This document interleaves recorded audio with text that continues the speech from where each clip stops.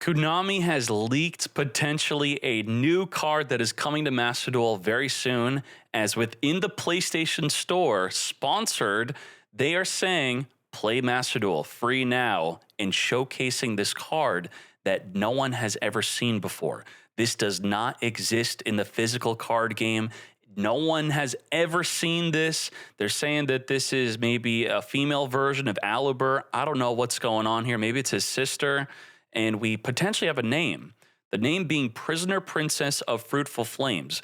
Konami has announced that they are releasing sleeves for this card, but they never showed us what the card is, so we're only assuming that that is her name. As you can see here, this is a different photo than what we have here because multiple different users are reporting that this image is true, that it actually is in the PlayStation 5 store. Now, looking at the article we have on Master Duel Meta about this, oops, they did it again. Yes, this is not the first time they have accidentally leaked unreleased assets through the console.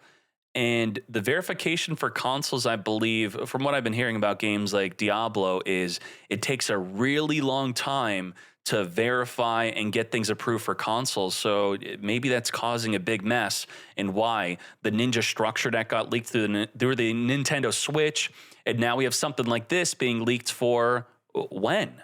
Because an OCG card coming out is generally, we have to wait 9 months for that to come to Master Duel, but to be showcasing this early, that is insanity. Maybe it's something like Kiteroid, where this is a Duel Links exclusive card, does not exist in the physical card game, and then of course not in Master Duel. And maybe they want to, I don't know, catch up Master Duel with OCG, or change up the release schedule, maybe give us an exclusive card that the TCG players are not going to have access to. Because I know a big criticism of Master Duel from the physical card game players is it feels like they're playing a game that's just 6 months behind, because it is.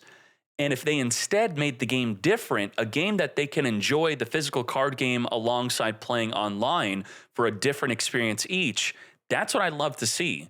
Because I don't like that we are pretty much just behind the TCG, and then they get to feel like they already know our entire meta as it's happening 6 months later. Now, what else do we have here? They've been showing the PlayStation 5 built-in capture feature for this, as I believe I mentioned already, and I will be showing new Banlist changes of the next pack and some new cards also. And also, on twitch.tv/DK today, also on YouTube potentially. I'm streaming today on YouTube and on Twitch. You'll see a tournament, and I'll be leaking the new pack. So I hope to see you there. And we're going to keep on going with this video. I'm going to showcase some new Banlist changes. But first, we're going to look at some comments about this new card. A card being released on MD first or at the same time, it would be very nice. I agree. Prisoner Princess, Fruitful Flames. It might be her. We do not know. I also want to say, I potentially will have exclusive information on this card. I'm not saying I know something that I'm not talking about right now. I'm saying that I might know something soon because my source says they potentially know something about this card, but they're double, triple, quadruple verifying it before telling me the information to then share with all of you. So do stay tuned with that. I would probably debut it on stream first, and then we'd make a YouTube video about it. Or I don't know if I even want to go into that territory where I'm leaking unreleased cards. That's a bit too scary. Now, moving on. Boom. That's right. Yata-Garasu is coming back in the next pack. Next pack, I'm not saying it's the November pack. I'm just saying it's the next pack, wink, wink. This is not your regular selection pack release. This is not all, it's going to be in it and be unbanned at the same time. And why was this banned? Well, if you inflict battle damage to this card and your opponent has no plays, you win. That's it. They can't draw the out because there's no more drawing. Now, the downside of this card is it goes back to your hand during the end phase, so you do have to commit your normal summon to summoning this. And also, it's 200 attacks. So how are you inflicting battle damage? Well, back in my day, we would use Don Zalug. That's right. This is a world champion deck. Inflict battle damage, discard a card from their hand. We'd also use a card like Drop Off. I think it's Dash Off or Drop Space Off. Drop Off for their draw, discard a card that they newly drew. And then also we'd play Forceful Sentry. Look at the opponent's hand, return a card back in the deck. We'd also play Confiscation. Look at all the banned cards here. Look at the hand, discard a card, and the final card I'll show you is Delinquent Duo. So this was Yu-Gi-Oh! About 20 years ago. World champion deck, discard everything from their hand, attack with Yata-Garasu, and then you win.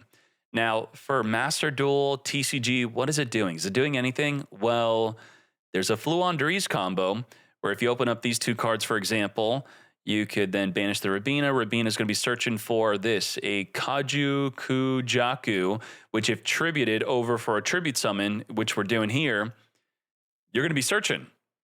Doesn't have to be for a tribute summon, I don't believe. I didn't have to double check. It says, if tributed at all, it states, yeah, so even enemy controller, tribute it, and then take control of their monster, then search for Yata. Not that you'd actually be doing that.